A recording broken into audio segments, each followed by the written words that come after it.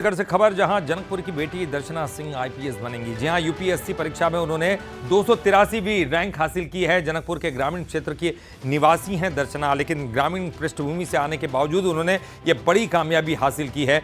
जनकपुर के ग्रामीण क्षेत्र की निवासी दर्शना ने एक बड़ा स्थान हासिल किया, 283वीं रैंक हासिल की है। जिले के युवाओं और बेटियों के लिए प्रेरणा बनी है। परिवार और पूरे जिले में खुशी की लहर है। सामाजिक संगठन और जनप्रतिनिधियों ने उनको ढेर सारी शुभकामनाएं और बधाई दी। जनकपुर की बेटी दर्शना सिंह, उन्होंने 283वीं रैंक हासिल की है, आईपीएस बनी है। दर्शना सिंह जनकपुर के ग्रामीण क्षेत्र की निवासी हैं।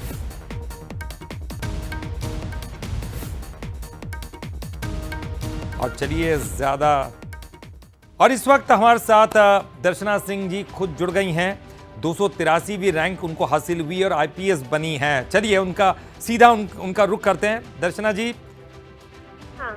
जी दर्शना जी, बहुत बहुत बधाई आपको। 283वीं आपने रैंक हासिल की, लेकिन बहुत शानदार मुकाम, आईपीएस बनने जा रही हैं। सबसे पहले तो बंसल न्यूज की तरफ से बहुत बहुत बधाई और शुभकामनाएं।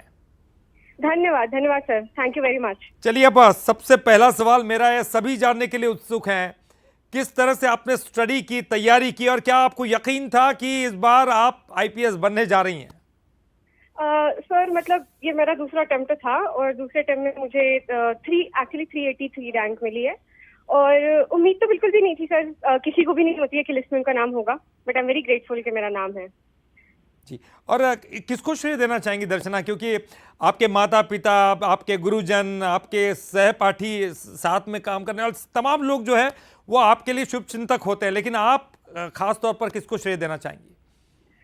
सर श्रेय तो मैं सभी को देना चाहूंगी, मेरे मम्मी पापा और गुरुजन, सभी लोगों ने बहुत ज्यादा सपोर्ट किया है मुझे 2-3 सालों में, और हमेशा से, बचपन से।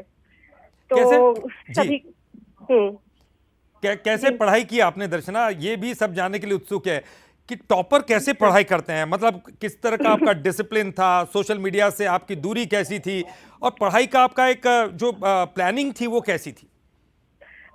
सर ऐसा था कि मेरी 12th तक की पढ़ाई डीएवी में ही हुई है, यहीं जनकपुर में, जिला एनसीबी। और उसके बाद मैंने आईआईटी कानपुर से सिविल इंजीनियरिंग करी। और सर उसके बाद ग्रेजुएशन के बाद मैंने फाइनली तैयारी यूपीएससी के लिए करना शुरू किया था। तो बस वही 2-3 सालों की मेहनत है जो है। दर्शना, बहुत से लोग ये भी जानना चाहते हैं, कई लोगों का ये सवाल होता है कि जो शहरों में रहते हैं, बड़े बड़े शहरों में पढ़ते हैं, वो टॉपर बनते हैं और वो पढ़ाई कर पाते हैं। आप तो ग्रामीण पृष्ठभूमि से आती हैं, किसान परिवार से आती हैं, कैसे मतलब आपने ये ठाना कि मुझे आईपीएस बनना है, और किस तरह से पढ़ाई करना, क्या किस तरह मतलब आपको उस ग्रामीण परिवेश से पढ़ाई में मदद मिली है?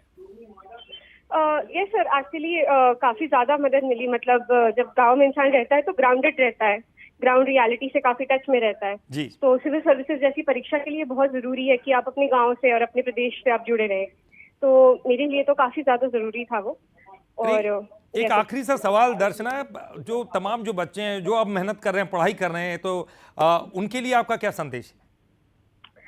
सर उनके लिए बस यही संदेश है कि मेरा भी पहले टर्म में नहीं हुआ था, और हमेशा ऐसा होगा कि सब कुछ अच्छा होने से पहले बहुत कुछ बुरा होता है।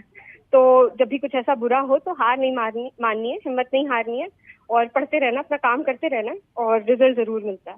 बिल्कुल, आपने एक बहुत अच्छी बात कही है कि हार नहीं माननी है, करते रहना प्रयत्न है। और एक बुरा अटेम्प्ट आता है आपके जीवन में, आपको लगेगा कि कहीं कुछ गड़बड़ होने जा रही है, वहीं आपने छोड़ दिया, यानी कि आपने छोड़ दिया, लेकिन वहां आपने साथ के रखा, तो फिर आगे कामयाबी आपके पास आने वाली है। दर्शना, बहुत बहुत बधाई एक बार फिर से आपको देते हैं बंसल न्यूज की तरफ से। बहुत बहुत शुभकामनाएं और धन्यवाद बात करने के लिए।